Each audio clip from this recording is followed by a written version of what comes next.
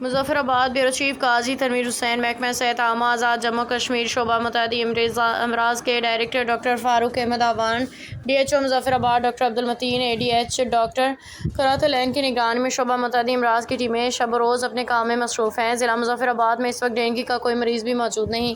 محکمہ صحت عامہ کی ٹیمیں مکمل طور پر اپنے کام میں لگی ہوئی ہیں، اس وجہ سے بروقت تمام اقدامات کیے جا رہے ہیں۔